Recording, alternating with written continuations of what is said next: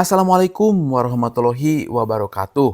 Rekan-rekan, kali ini kita akan membahas mengenai konsep dan manfaat dari grounding listrik untuk orang awam, untuk pemula. Secara ringkas, grounding listrik dapat diartikan sebagai batang tembaga yang ditancapkan ke tanah untuk jalan kabur arus bocor atau arus petir, intinya arus yang tidak diinginkan. Di sini kita lihat contoh, ini ada batang tembaga yang ditancapkan. Ini juga dari Wikipedia, contohnya di Australia seperti ini, ya.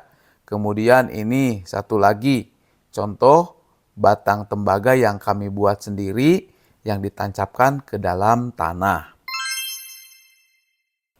Oke, sekarang kita masuk ke definisi yang lebih ilmiah.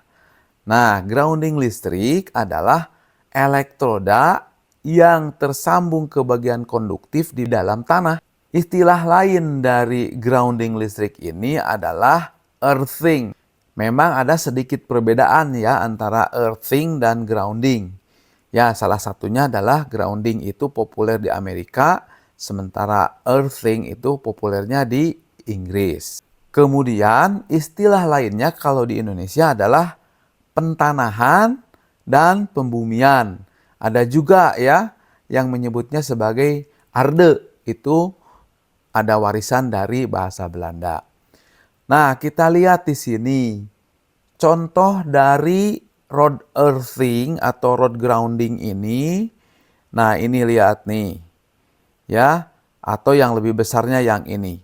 Ini panjangnya kurang lebih 2,5 meter dan diameternya mulai dari yang 3/8 inch, ada juga yang 5/8 inch, begitu ya. Nah, panjangnya 2,5 meter, bahannya yang paling baik adalah tembaga murni. Tetapi di lapangan ini harganya cukup mahal. Maka ada yang terbuat dari intinya besi beton begitu ya, kemudian disepuh dengan tembaga. Nah, inilah yang saya pakai untuk membuat grounding yang ini karena harganya murah. 2,5 meter harganya cuma 65.000 saja. Ini harga di Kota Bandung pada akhir tahun 2024. Oke, ada 3 cara menancapkan grounding rod ini atau batang grounding ini ke dalam tanah. Yang pertama adalah yang paling gampang, tegak lurus. Jadi si batang grounding ini ditancapkan lalu dipukul-pukul dengan palu, dengan martil sampai setidaknya 2,44 meter tertancap ke dalam tanah. Jadi ya disisakan beberapa senti saja begitu ya. Nah, cara kedua ini boleh kalau ada sudut maksimum sampai 45 derajat ya. Kemudian cara ketiga ini ditanam seperti ini, dikubur ya dengan kedalaman dari permukaan sekitar 75 cm. Oke, kami menggunakan cara yang pertama ini ya karena paling mudah. Nah, ini adalah contoh skenario bagaimana sebuah sistem grounding ini diterapkan di dalam sebuah rumah. Jadi grounding rod ini dihubungkan dengan kabel grounding, biasanya warnanya kuning, hijau, atau kuning hijau ya. Nah, kemudian digabungkan ke dalam sebuah grounding terminal ini, busbar misalkan ya. Nah, memang menurut PUIL, Pedoman Umum Instalasi Listrik yang dikeluarkan oleh Kementerian ESDM ya, ini biasanya di sebelah kanan bawah di sini, tetapi tidak terlalu masalah ya, kalaupun ditempatkan di sini. Pokoknya di tempat yang paling mudah dijangkau dari segala arah ya, yang ada kabel kuningnya, kabel groundingnya. Nah, di sini secara ringkas saja ya, ini terhubung ke meteran listrik yang tampilkan di sini adalah meteran listrik untuk prabayar yang termasuk smart meter. Jadi lubang ketiga itu yang tersambung ke dalam terminal grounding ini. Ini hubungi PLN untuk memastikan ya apakah di rumah kita sudah ada grounding seperti ini atau belum. Jika belum, ya sebaiknya kita pasang groundingnya seperti ini karena banyak manfaatnya. Salah satunya kalau smart meter ini terhubung, maka jika ada arus bocor, kita dapat mengukur besarnya arus bocor dengan menggunakan smart meter kita ini. Nah, di sini digambarkan ada MCB group ya untuk lantai 1 dan lantai 2. Ini yang lantai 1 misalkan ya. Yang lantai 1 ini terhubung ke sebuah stop kontak atau colokan listrik. Nah, ini stop kontaknya sudah baik dan benar karena di sini ada kabel groundingnya ya yang kuning hijau ini.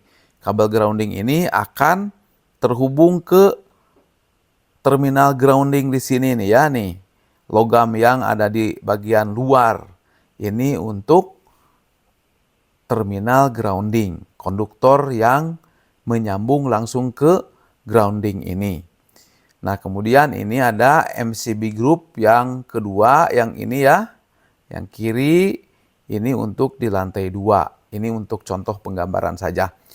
Di sini kita lihat masuk dulu ke RCBO atau RCCB atau ILCB ya, yang listrik yang dari meterannya. Jadi listrik dari meteran sini masuk dulu ke RCBO.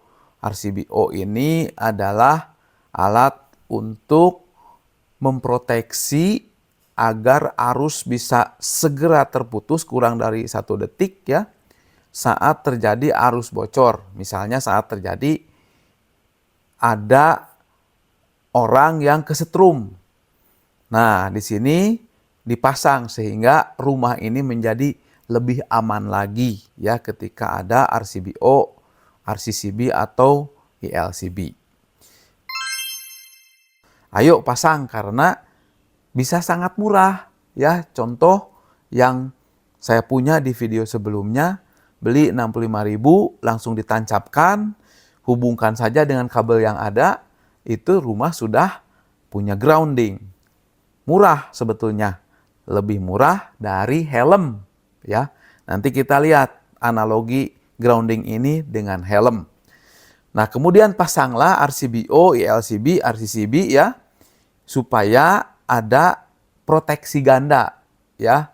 Kalau ada orang kesetrum, orang tersengat listrik, maka RCBO, ILCB atau RCCB kita akan trip, akan jeglek, memutuskan hampir seketika ya arus yang menyetrum itu, menyengat itu. Nah, kemudian pakailah colokan stop kontak yang baik dan benar. Semua colokan kabelnya 3, termasuk satu kabel warna kuning hijau itu untuk grounding. Jadi semua peralatan yang nyolok, yang nancep ke dalam stop kontak tersebut menjadi aman ya karena ada groundingnya.